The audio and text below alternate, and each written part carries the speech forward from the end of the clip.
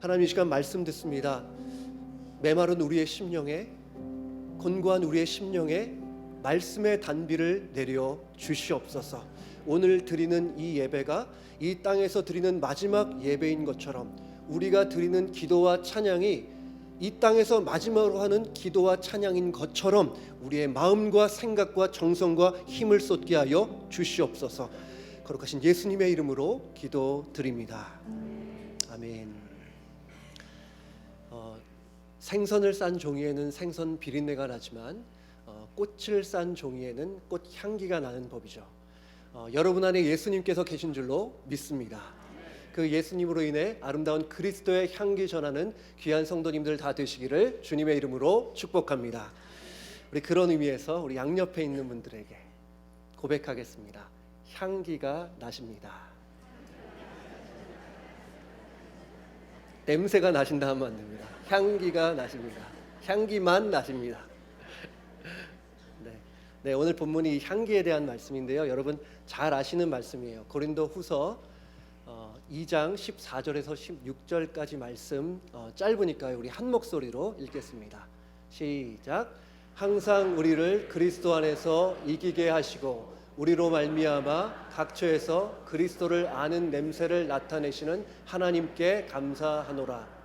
우리는 구원받는 자들에게나 망하는 자들에게나 하나님 앞에서 그리스도의 향기니 이 사람에게는 사망으로부터 사망에 이르는 냄새요 저 사람에게는 생명으로부터 생명에 이르는 냄새라. 누가 이 일을 감당하리요. 아멘. 우리가 가진 성경은 우리 그리스도인의 정체성을 참 다양한 방식으로 표현하고 있습니다. 성경 어떤 곳에서는 우리를 그리스도의 종이라 그래요. 종이라는 것은 주인이 있다는 거죠. 주인 대신 예수님을 따르고 주인의 말씀이라면 무엇이든지 충성하고 순종하는 하는 사람이라는 겁니다. 또한 성경 어떤 곳에서는 우리를 하나님의 자녀라 그래요.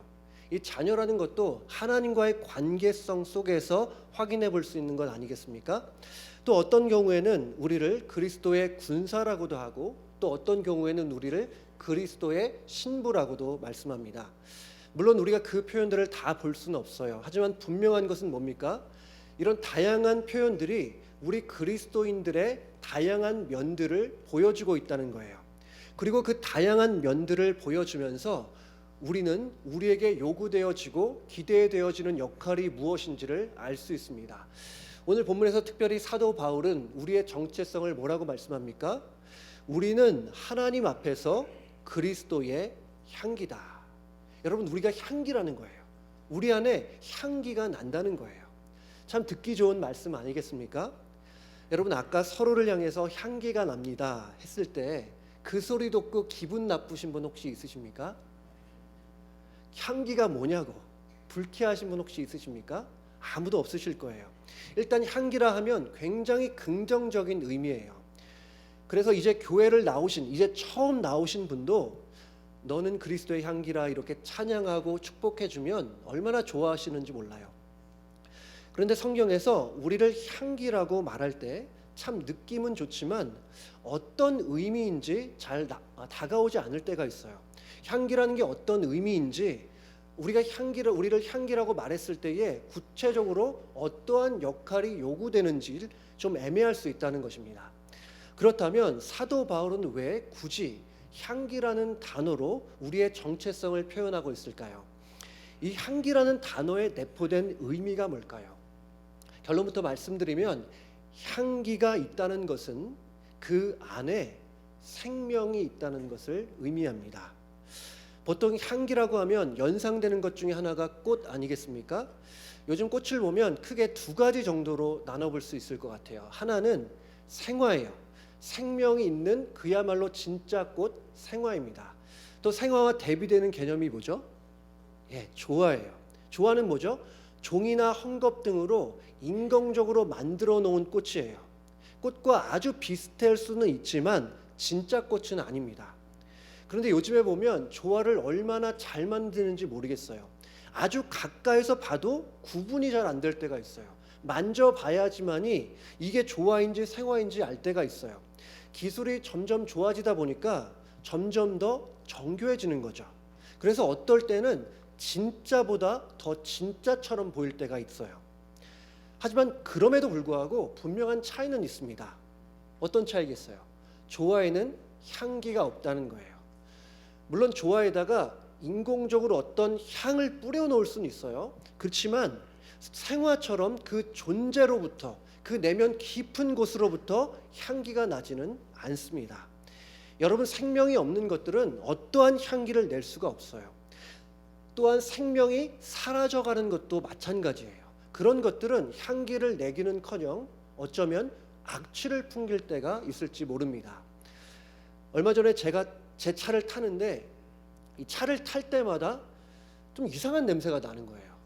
뭔가 좀 시큼한 냄새, 쉰내가 나는 겁니다.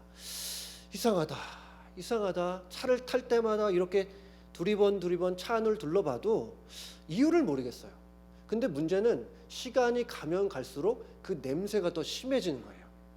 이 냄새 때문에 누구를 태우기가 민망해질 정도가 됐어요. 진짜 이상하다. 정말 이상하다. 혹시 세차를 안 해서 그런가? 별별 생각을 다 했습니다. 그런데 그게 아니었어요.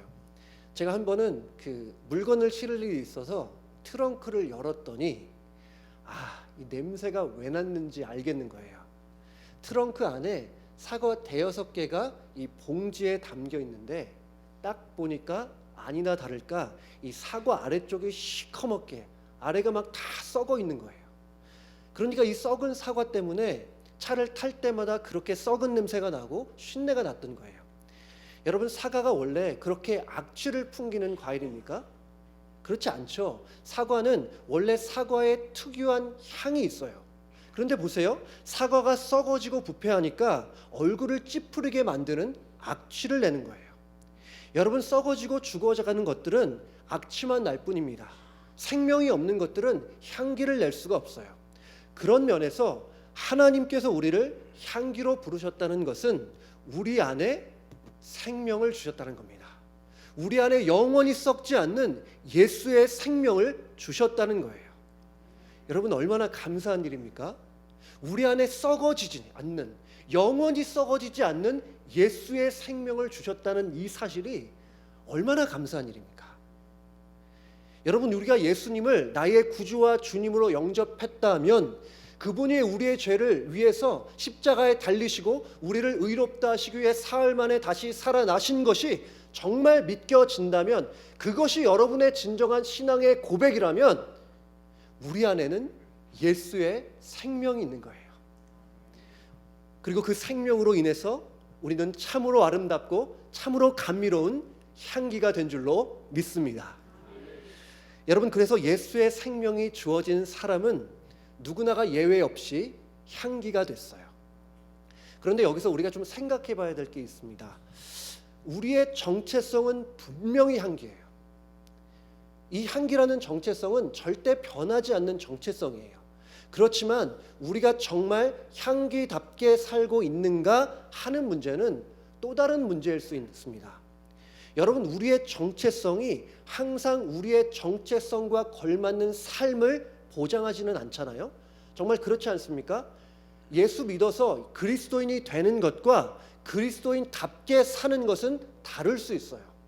목사가 되는 것과 목사답게 사는 것은 분명히 다를 수 있어요. 물론 같으면 좋겠습니다. 항상 우리의 정체성이 우리의 삶과 같다면 얼마나 좋을까요? 하지만 그렇지 않을 때가 있다는 것이 분명한 현실입니다. 그렇다면 우리는 어떻게 해야 향기다운 향기가 될까요? 어떻게 해야 향기롭게 살아갈 수 있을까요? 이 향기라는 단어가 성경에서 여러 번 쓰였는데요. 성경에서 어떻게 쓰였는지, 또 이 향기에게 요구되는 것이 무엇인지를 보면 답을 알 수 있을 것 같습니다. 오늘 본문 말고도 이 향기라는 단어가 성경 곳곳에 쓰였는데요. 세 가지만 이 시간 보려 그래요. 먼저 창세기 8장 20절 21절 말씀 제가 읽겠습니다. 노아가 여호와께 제단을 쌓고 모든 정결한 짐승과 모든 정결한 새 중에서 제물을 취하여 번제로 제단에 드렸더니 여호와께서 그 향기를 받으시고. 노아가 하나님께 제물을 드렸는데 하나님께서는 그 드려진 제물을 향기라고 말씀하세요. 이번에는 에베소서 5장 2절 말씀, 이번에는 함께 읽어볼까요? 시작. 그리스도께서 너희를 사랑하신 것 같이 너희도 사랑 가운데서 행하라.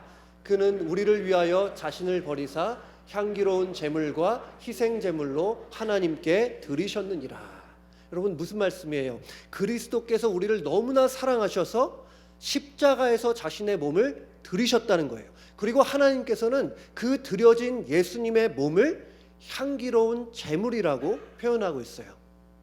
우리 마지막으로 한 가지만 더 볼까요? 이번에는 빌립보서 4장 18절 말씀입니다. 다시 한번 봅니다. 시작. 내게는 모든 것이 있고 또 풍부한지라 에바브로디도 편에 너희가 준 것을 받음으로 내가 풍족하니 이는 받으실 만한 향기로운 제물이요 하나님을 기쁘시게 한 것이라. 여러분, 여기서는 어때요? 지금 빌립보의 성도들이 에바브로디도라는 사람을 통해서 사도 바울에게 헌금을 전달했습니다. 이 사도 바울은 그 헌금을 받아서 그 당시에 경제적으로 큰 어려움 중에 있었던 예루살렘 교회를 돕게 되는 거예요. 그러니까 예수님의 이름으로 어려운 이웃에게 사랑을 베풀었을 때 성경은 그것을 향기로운 제물이라고 말씀하는 겁니다. 여러분, 우리가 이렇게 봤던 세 가지의 말씀을 종합해 보면 어때요? 주로는 하나님께 무엇을 드렸을 때, 그리고 어려운 이웃에게 무엇을 베풀 때 성경은 그것을 향기로 표현하고 있어요. 이제 다시 질문으로 돌아오면 우리가 어떻게 하면 향기다운 향기가 될 수 있을까? 답은 이런 거예요. 그것이 섬김이 됐든 물질이 됐든 사랑이 됐든 하나님께 드리고 이웃에게 나누는 거예요.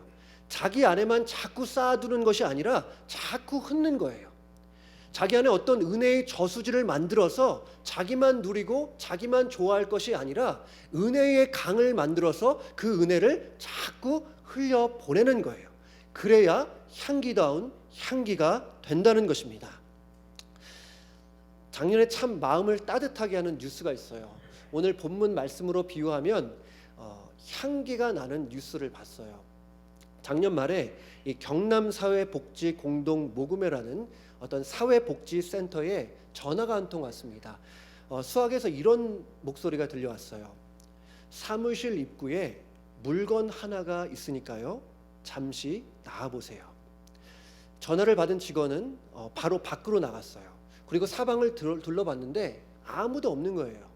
근데 가만 보니까 사무실 입구에 봉투 하나가 있고 또 편지 한 통이 있는 거예요. 제가 그 편지를 찾아봤습니다. 사진 보여주시겠어요? 제가 한번 읽어볼게요. 내 이웃을 내 자신과 같이 사랑하라는 예수님의 가르침을 흉내라도 내고자 1년 동안 넣었던 적금을 이분들한테 사용되길 바랍니다. 넉넉지 않은 액수이기에 소수의 가난하고 병원비가 절실한 가정의 중증 장애 아동의 수술비와 재활치료에 사용되길 바랍니다.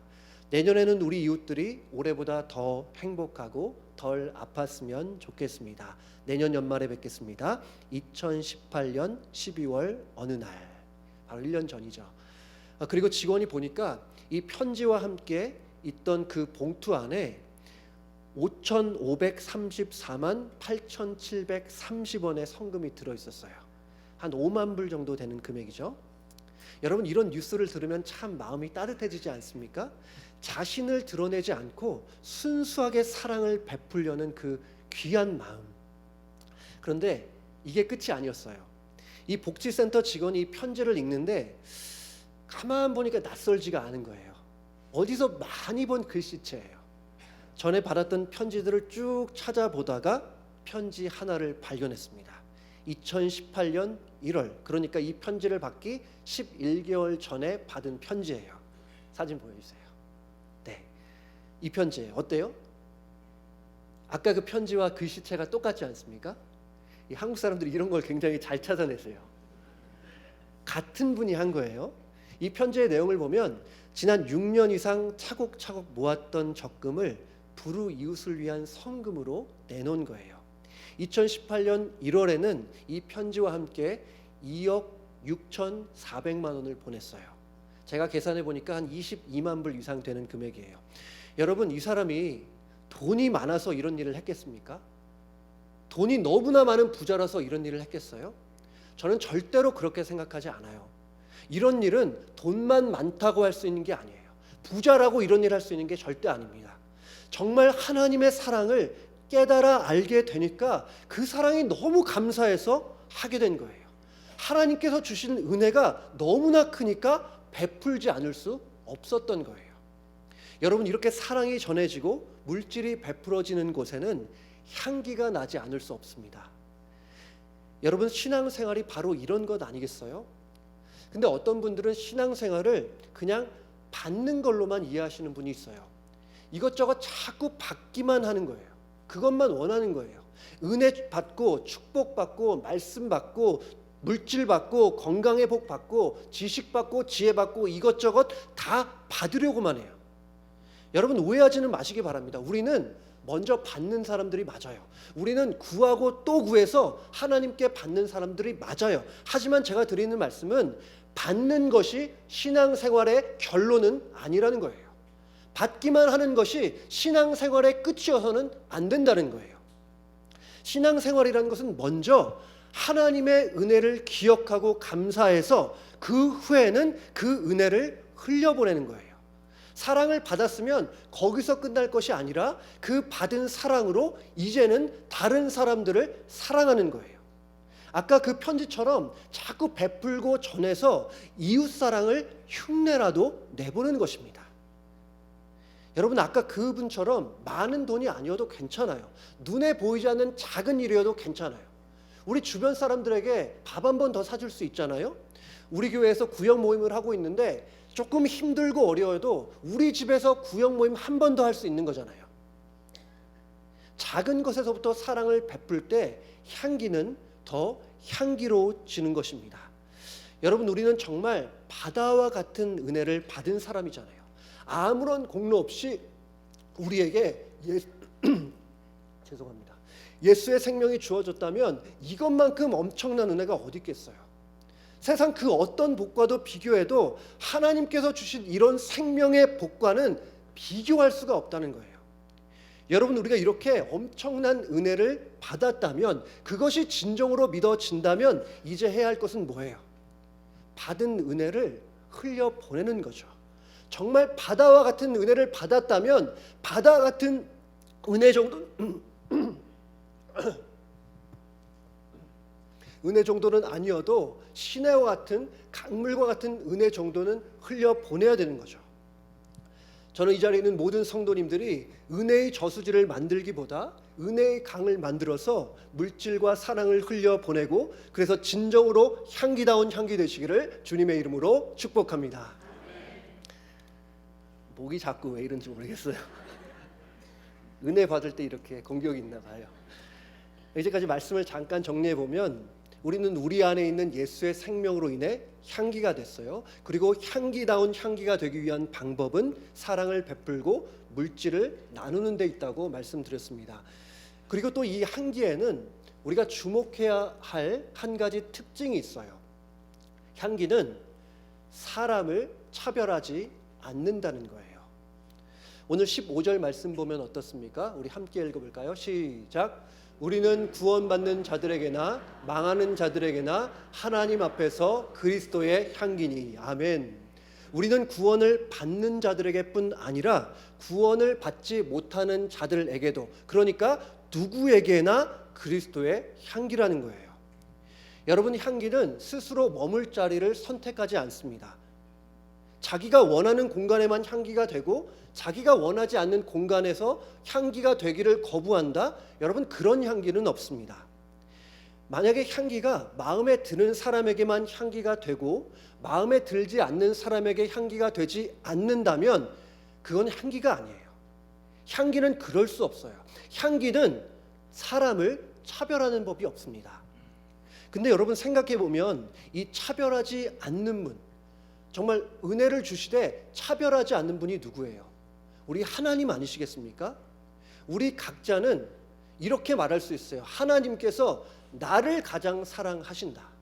저는 이렇게 말할 수 있죠. 하나님께서 손창민 목사를 가장 사랑하신다. 아멘.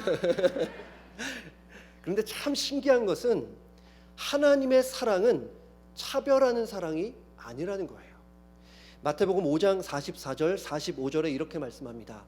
나는 너희에게 이르노니 너희 원수를 사랑하며 너희를 박해하는 자를 위하여 기도하라.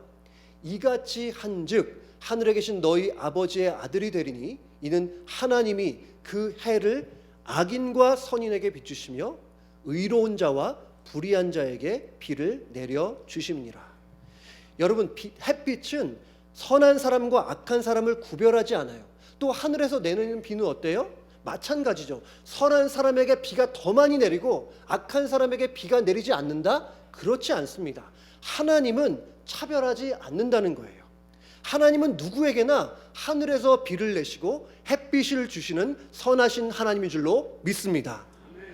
여러분, 그렇다면 우리도 그 하나님처럼 누구에게나 향기가 되어야 되지 않겠습니까?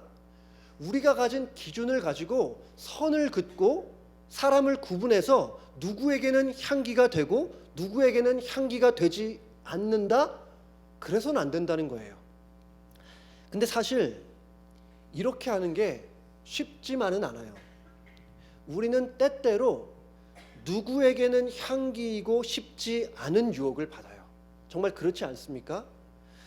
우리를 사랑해주는 정말 좋은 사람들, 공손한 사람들, 우리가 무언가를 도와줬을 때에 적절한 감사의 표현을 정말 감사하다고 그렇게 표현해준 사람들에게 향기를 전하는 것은 그렇게 어렵지 않아요.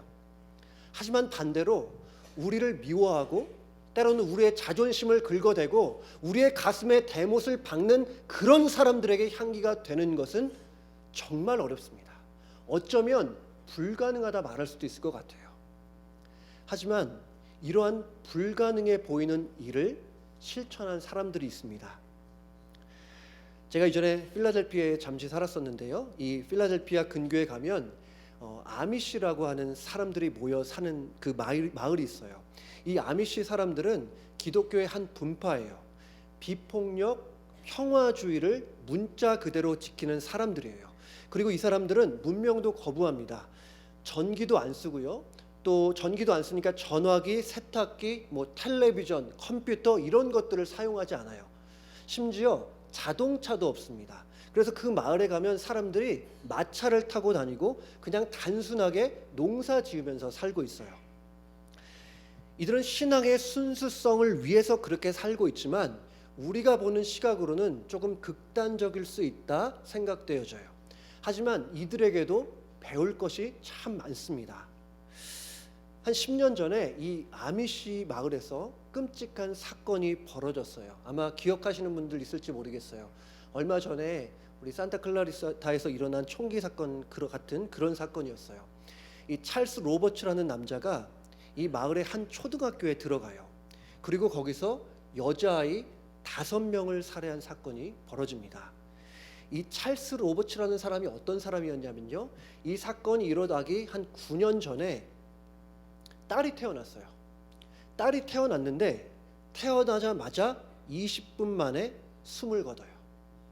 그리고 그는 그 일로 인해서 신에 대한 분노를 가슴에 안고 사는 사람이었어요. 근데 그는 그 분노를 엉뚱한 곳에 풀어버린 거죠. 여자아이 5명을 죽이고 마지막에는 자살을 하게 됩니다. 이 작은 마을에 여자아이 5명이 살해됐으니까 마을 전체가 얼마나 큰 충격과 아픔 속에 있었겠어요. 어떻게 이런 일이 일어날 수 있냐며 얼마나 당황스럽고 얼마나 고통스러웠겠어요. 정말 헤아릴 수 없는 아픔과 슬픔이 온 마을을 덮었을 거예요. 그런데 정말 놀라운 일이 벌어져요. 이 사건이 벌어진 지 채 하루가 되기 전에 아미시 공동체가 그 살인범 찰스 로버츠와 그 살인범의 가족을 용서한다고, 그들을 미워하지 않는다고 선언했던 거예요. 그 선언은 여러분 선언으로 끝나지 않았습니다.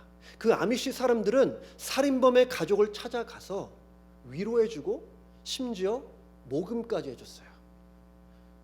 또 딸을 잃은 한 부모는 딸의 장례식에 그 살인범의 가족을 초청했어요. 여러분, 이게 이해가 됩니까? 저는 인간적으로 이해할 수가 없어요. 그리고 마지막으로 살인범의 장례식에 참석한 75명의 사람들 가운데 절반 이상이 아미시 사람들이었다고 해요.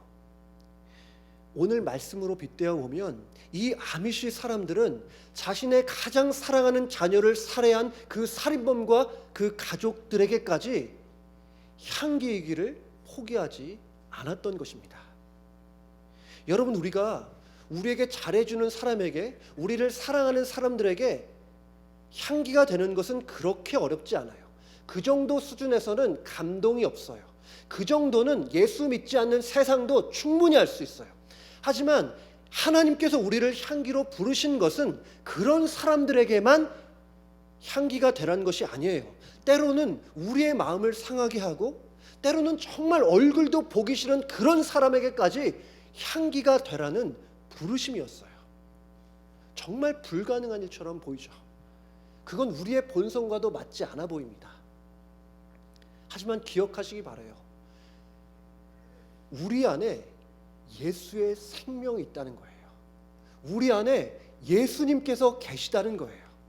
그 예수님으로 인해서 우리는 할 수 있다는 것입니다.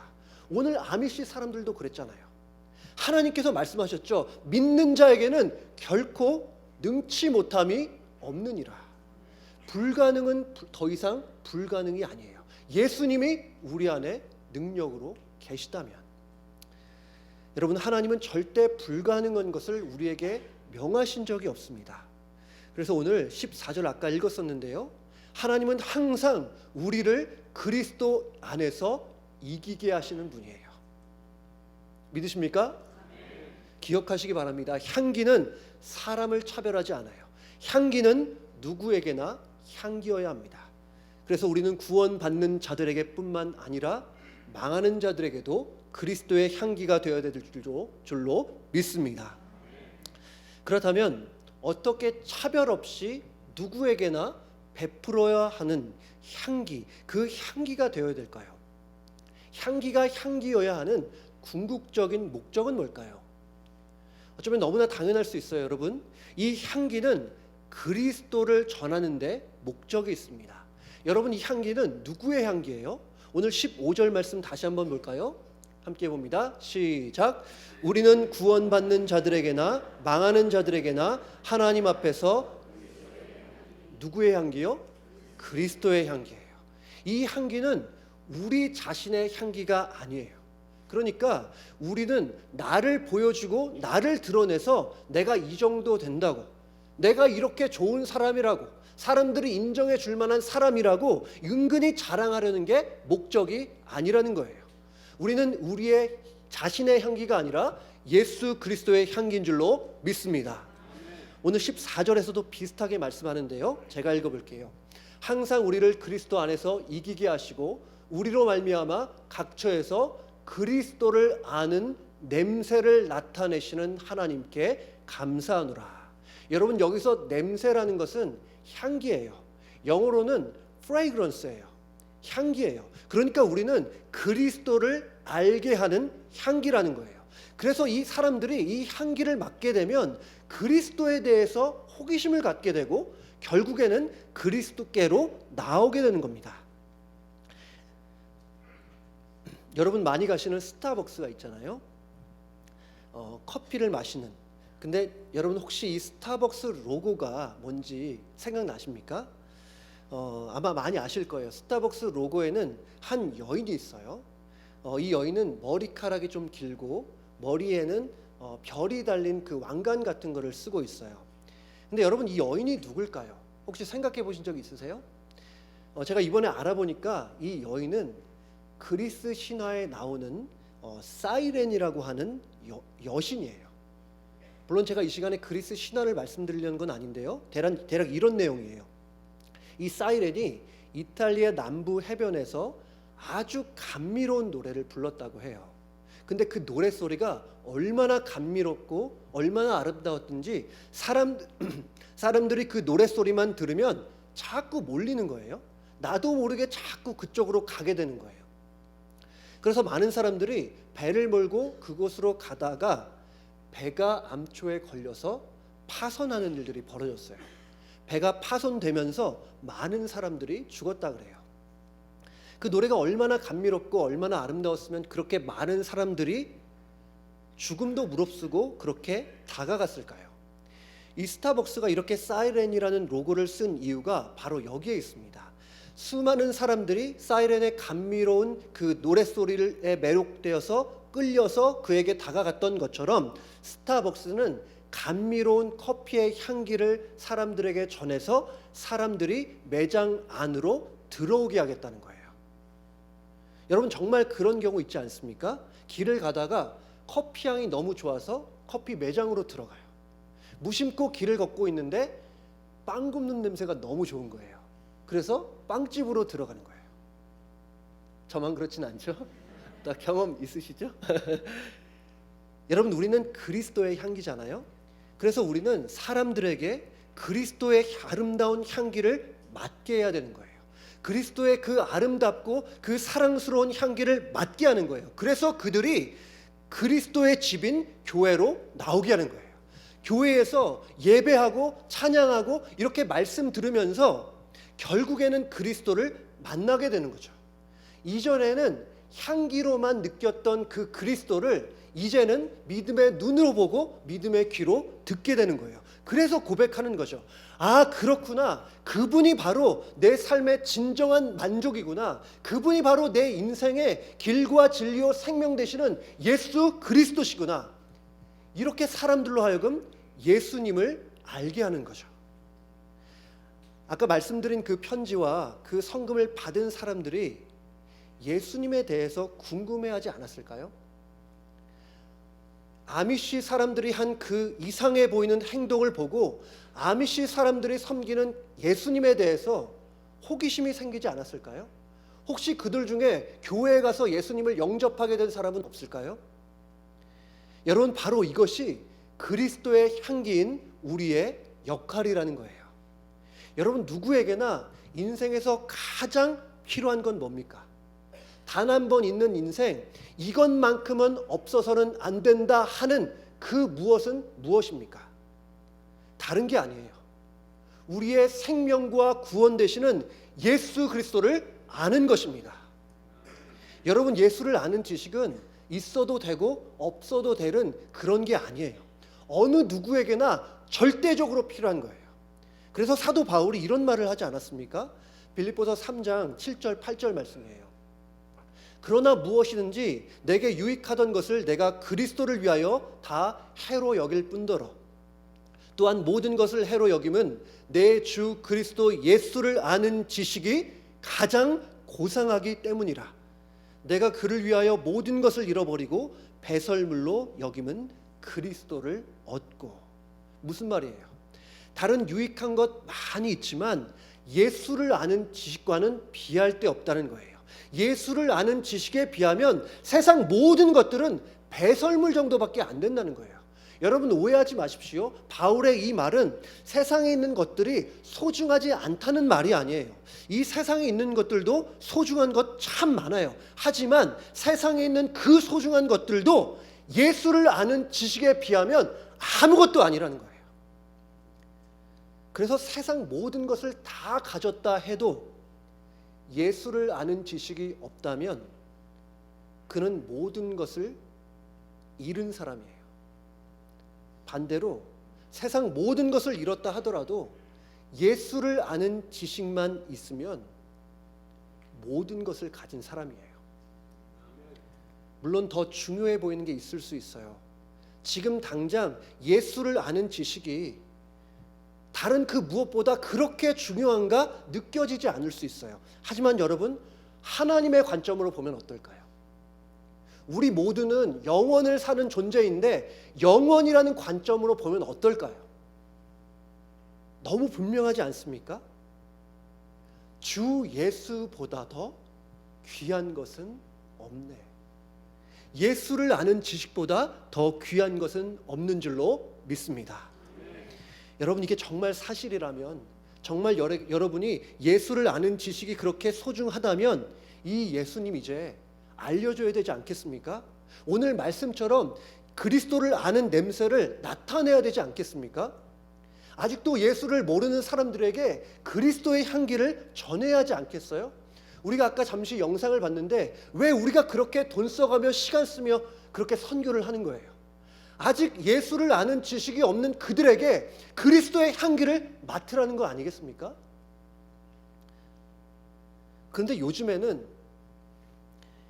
교회를 오게 하기보다는 교회에서 떠나가게 하는 일, 멀어지게 하는 일이 얼마나 많은지 몰라요. 여러분 일일이 열거하지 않아도 여러분 다 아시잖아요. 그 집사 때문에 교회 안 간다고. 어떻게 교회가 그럴 수 있냐고. 어떻게 목사라는 사람이 그럴 수 있냐고. 나 그렇다면 교회 절대 안 간다고. 이런 말이 있어요. 이런 목소리가 있어요. 물론 이런 목소리가 그 자신의 신앙 없음의 핑계일 수 있어요. 그럴 수 있어요. 하지만 그것이 답니까? 그게 정말 달까요? 어쩌면 우리가 향기답지 못해서 그런 건 아닐까요? 그들에게 그리스도의 향기를 나타내지 못해서 그런 것은 아닐까요? 정말 안타깝지만 요즘 우리 시대 많은 교회와 성도들이 그리스도의 향기가 아니라 악취를 풍기는 것은 아닌가 되돌아봐야 될 것 같아요. 여러분, 우리의 정체성은 그리스도의 향기인 줄로 믿습니다. 꽃에 생명이 있다면 향기가 있을 거고, 향기가 있다면 나비와 벌은 몰리게 돼 있어요. 우리가 그리스도의 향기로만 서 있다면 사람들은 몰리게 돼 있어요. 그리스도의 향기인 우리를 통해 많은 사람들이 예수님께로 나오게 되시는 그런 놀라운 역사가 있기를 주님의 이름으로 축복합니다. 오늘 말씀을 간단히 요약해 보려고 해요. 우리는 우리 안에 있는 예수의 생명으로 인해 향기가 됐습니다. 그리고 향기가 된 우리는 차별하지 않고 누구에게나 사랑을 주고 물질을 베풀어야 돼요. 그래서 결국에는 사람들이 예수 그리스도께로 나오게 하는 사람, 그 사람이 바로 그리스도의 향기입니다. 차별 없이 누구에게나 사랑을 주고 베풀어서 예수님을 전하는 그리스도의 향기로 아름답게 세워지시는 우리 귀한 성도님 되시기를 주님의 이름으로 축복합니다. 우리 말씀 기억하시면서 함께 너는 그리스도의 향기라 찬양했으면 하는데요.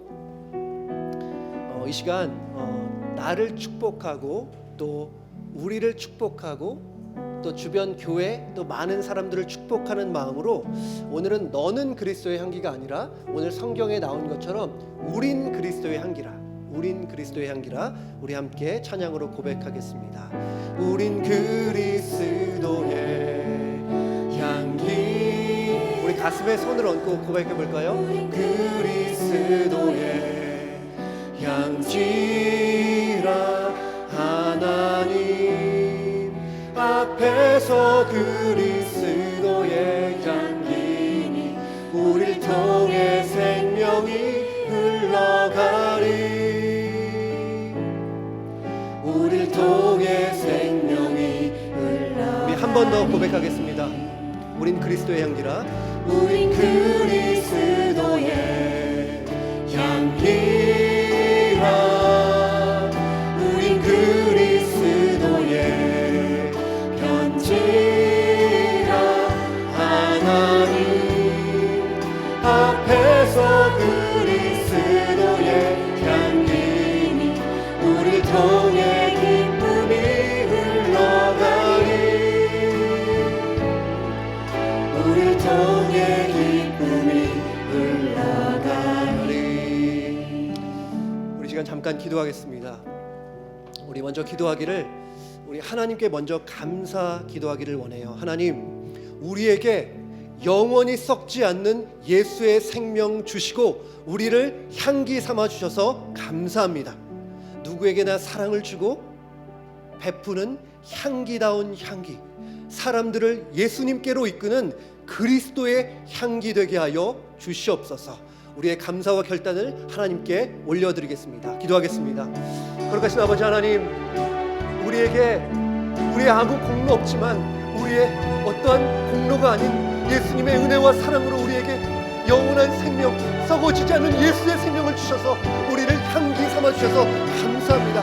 하나님, 정말 이제 우리가 향기로 살게 하여 주시옵소서. 누구나 차별하지 않고 때로는 어렵고 우리의 마음을 어렵게 하고 하나님 우리의 자존심을 긁는 그 사람에게까지 하나님 향기로 살 수 있도록 도와주시고 하나님 그래서 정말 우리의 작은 사랑과 물질의 흘림을 통하여서 많은 사람들이 그리스도께로 나올 수 있도록 그래서 참다운 그리스도의 향기다운 그리스도의 향기 될 수 있도록 하나님 도와주시기 원합니다. 하나님 정말 그렇게 살기를 원해요. 이 땅 살면서 내 향기, 나 자신의 향기, 나를 뽐내고 나를 드러내는 것이 아니라 우리의 주인 되시는 우리에게 생명 주신 예수 그리스도의 향기를 전하는 하나님 우리 될 수 있기를 원합니다. 하나님 우리를 그렇게 사용하여 주시옵소서. 우리 에브리데이 교회를 그렇게 사용하여 주시기를 원합니다. 하나님 그렇게 사용하여 주셔서 만방에 그리스도의 향기가 아름답게 퍼져지게 하여 주시옵소서. 우리 시간 다 함께 일어나셔서 우리 다시 한번 고백하겠습니다. 우린 그리스도의 향기라. 우린 그리스도의 향기라. 우린 그리스도의 편지라. 하나님 앞에서 그리스도의 향기니 우릴 통해 생명이 흘러가리. 우릴 통해 생명이 한 번만 더 고백할게요. 흘러가리. 우린 그리스도의 향기라. 우린 그리스도의 향기라. 우린 그리스도의 편지라. 하나님 앞에서 그리스도의 향기니 우릴 통해 기쁨이 흘러가리. 우릴 통해 기쁨이 흘러가리. 거룩하신 아버지 하나님, 우리를 향기 삼아 주셔서 감사합니다. 누구에게나 향기다운 향기 되어 예수 그리스도를 전하는 아름다운 그리스도의 향기로 서게 하여 주시옵소서. 오늘 주님 앞에 드린 이 예물 우리의 마음이요 주님을 향한 우리의 사랑이오니 기쁘게 받아 주시옵소서. 이제는 우리 주 예수 그리스도의 은혜와 하나님의 사랑과 성령의 교통하심이 그리스도의 향기로 살기를 다짐하는 우리 모든 성도님들 머리 위에 이제와 영원토록 함께 있을지어다.